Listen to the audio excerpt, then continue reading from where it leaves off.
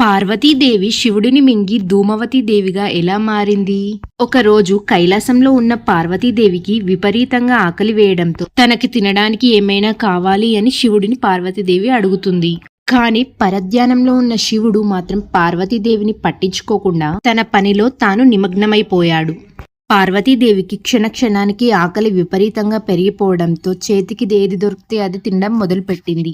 కానీ పార్వతీదేవికి ఎంత తిన్నా ఏది తిన్నా కానీ తన ఆకలి మాత్రం తీరడం లేదు.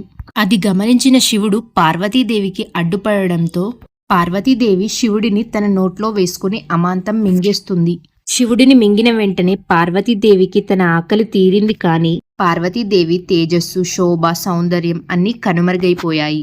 పార్వతీదేవి శరీరం అంతా పొగలు కక్కుతూ చర్మం అంతా వదులుగా మారి కాంతిహీనమయ్యి నలుపు రంగులో ఉండే వృద్ధురాలిగా మారిపోయింది.